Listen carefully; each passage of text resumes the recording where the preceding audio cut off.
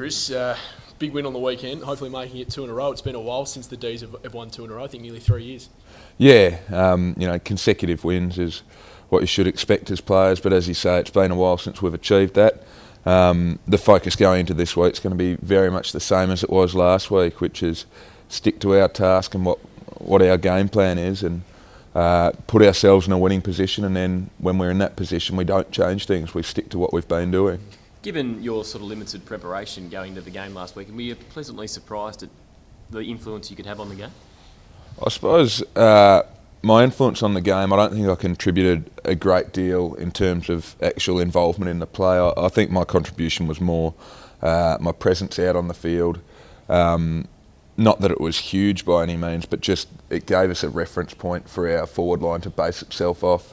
And you saw Lyndon Dunn and James Frawley, it was their second game playing up forward for a long time, and they looked like star forwards, and I reckon if anything my presence down there just sort of helped that give them a starting point to work off. You're a decoy now, mate, aren't you? That's what you're at the pace today? That's right, they're calling me Decoy Dawes, which I'm not sure I'm thrilled about, but it's going to be hard to change that.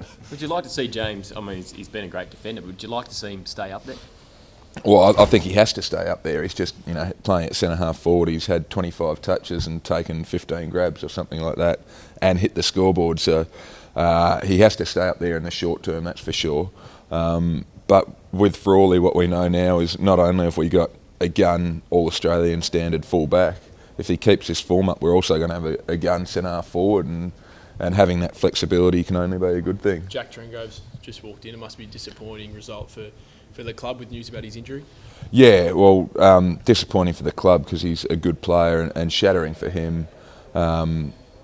Although, speaking to him already, he's taking a typically mature and sensible approach to it, and he's saying, well, I'll look for positives here. Yeah, obviously it's upsetting, but he's determined that he'll just work through it, and he'll come back better and refreshed, and I think that speaks volumes about his character, which is that he's, rather than dwelling on it or sulking about it, he's just going to get on with it and get himself right. How was your build up, Dawes, after Saturday? Pretty bloody sore.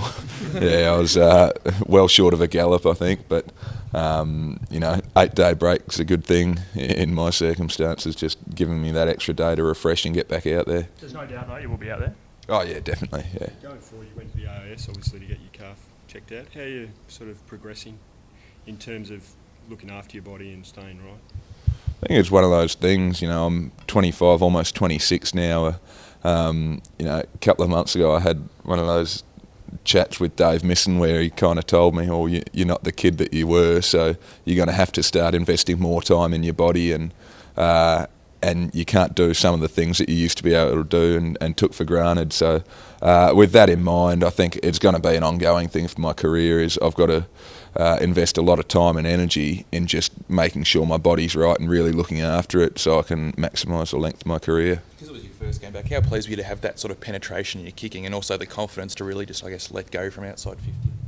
I suppose it's one of those things, just kicking those goals from outside 50 is something in the past I've occasionally done, but then when I've been down on form or had injury issues, I haven't always been able to do. So as you say, to have that penetration from the first game was pleasing, but if that's a game in isolation, it's not going to help me. Hopefully this can be a continued thing. Coming off the back of that win, how do you approach the Gold Coast? Do you take all the positives you can from the Carlton game and concentrate on them, or wipe the slate clean and just treat it as a completely different contest and start again?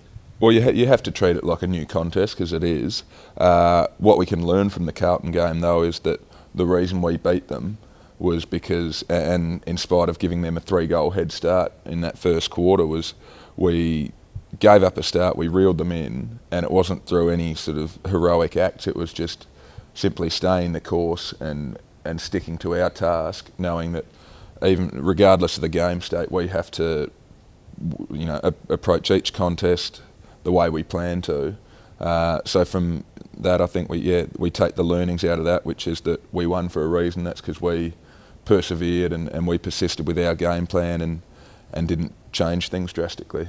Coming off a massive loss like they did to Hawthorn, and you guys have obviously been on the receiving end of a couple of big losses, does that really motivate you more to bounce back the next week, or can it sort of get in your head and demoralise you a little bit, and you get a bit sour going into the next game?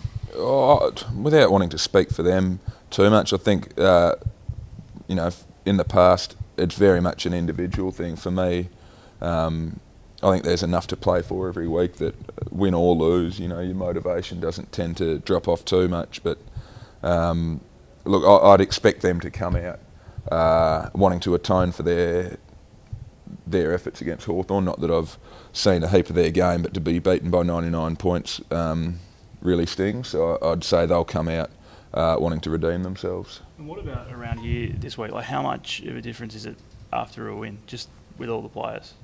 I suppose it's one of those things, yeah.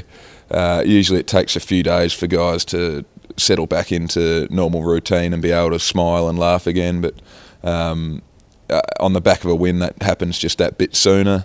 There's a few smiles and giggles at recovery on the Sunday morning. And I think also for guys who have played a few years here and not experienced too many wins, there is that a bit of sense of relief and a bit of confirmation to ourselves that, hey, we can play at this level and we're actually we can be a pretty competitive team. Because Ruzy's spoken about that, how the group was kind of mentally scarred, and obviously you were newer to the team, so you weren't part of it for all that journey. But can a win like that go a long way to repairing that almost instantly? Well, it doesn't sort of completely repair it. I think the thing is, a win can really set up our season and can be a line in the sand from which we springboard into a climb back up the ladder. But it can also just be a win among losses if we let it be. So what that tells me is that rather than thinking about what this win is actually worth, we've just got to learn from it and make sure that we keep winning and keep winning consistently.